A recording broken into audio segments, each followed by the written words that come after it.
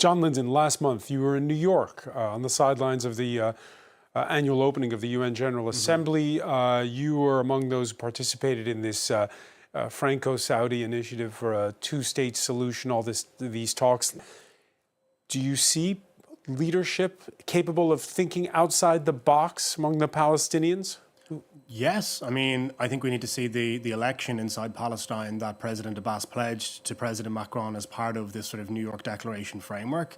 In the elections that were cancelled a few years ago, many friends of mine were running for office. They quit their jobs. They paid this very, very high deposit. There is no shortage of ambitious, talented, dynamic young Palestinians that want to do public service and national leadership. There's just simply been no mechanism or opportunity for longer than the average median lifespan of a Palestinian. So we have to see that renewal take place. And it's worthwhile, again, I don't want to sound like the overly optimistic person on the panel. Next year, it's probable that we will have elections in both Israel and Palestine for the first time. It's also probable, looking at polls, that we'll have a changing of leadership in both societies. And you have new ideas coming to the fore. To Ahmed's point, we have to see these out-of-the-box ideas developed, but also picked up by politicians. And what I saw today in Israel was a real vibe shift. I mean, I spent a lot of the day on the phone to my Israeli friends, and it was a moment of real hope and optimism, yes, with the release of the hostages, but also the use of the word peace for the first time in a very, very long time in the Israeli public discourse inside the Knesset. I didn't love everything that I heard, but from a purely Israeli perspective, what you saw was a change in mood. And, you know, we've seen precedents for this before. When Anwar Sadat made his historic visit to Jerusalem in 1977, he arrived into an Israel where only 30% of people believed peace with Egypt was possible.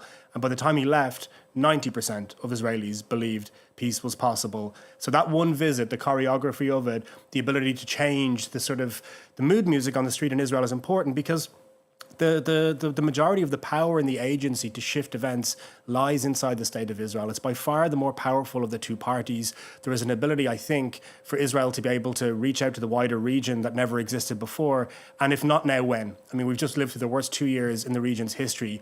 And if we've a choice between going back to that, to the probability of violence, or to try and find a diplomatic framework that can inspire young people, we did a poll a few weeks ago. We found, for the first time in a very long time, young Israelis, 18 to 24-year-old Israelis, were moving in support of diplomacy and a regional two-state solution. We've heard for decades the Israeli youth were moving to the right, and we're now seeing a swing taking place in the final stages of this war. The Trump plan is very thin.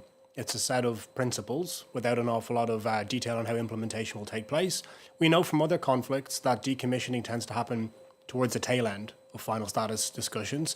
And so I remain skeptical, unfortunately, that Hamas are going to be disarmed in the immediate. The one maybe disagreement I'd have with Rob is this international stabilization force, because we have heard some promising signs from Arab states, this morning from a French representative as well, about a provision of international forces. We know that senior CENTCOM officers have arrived in the region to coordinate. Could be some 200 U.S. soldiers that'll help? Yeah, to help to coordinate it and provide a framework. I mean, to my mind, that's not something that you do unless you're serious about a change in the security architecture in Gaza.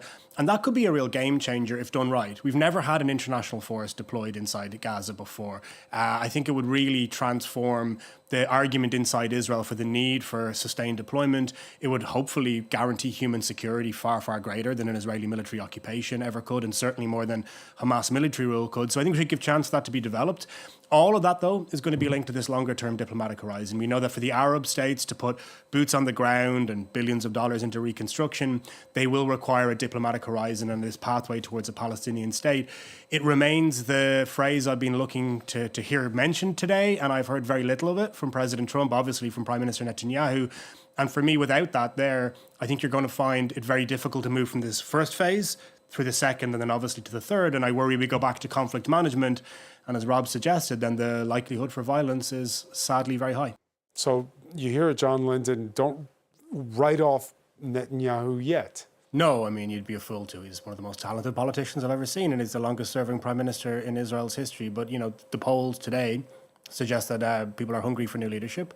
I think also Robert's point about the spurning of the invitation today is important, because Donald Trump engineered that call. President Sisi paid a political price by making the invitation, and Prime Minister Netanyahu decided not to go. And in microcosm, that may indicate a dynamic that we'll see more and more in the coming months, where Prime Minister Netanyahu continues to move at a very slow pace on implementation of what is in this 20-point plan, continues to embarrass or annoy President Trump about his dealings with the other multilateral partners, whether Arab or European, that have been brought together, and you see in Sharm el-Sheikh. And as President Trump said today to Bibi, you can't fight the world. And I think Netanyahu is part of his political profile in Israel is that he stands up to everybody, that he's stubborn and indignant and drags his heel and will not allow the establishment of a Palestinian state. But the entire world, with the exception of the Islamic Republic of Iran and this current Israeli government, agree on the need for a two-state solution. And so this kind of fly in the ointment, that everything that we see around the longer-term implementation of what's being discussed, if Prime Minister Netanyahu ends up being the kind of stick in the gears for that, I can imagine it leading to more difficult moments with President Trump, particularly if he wants that Nobel Peace Prize next October.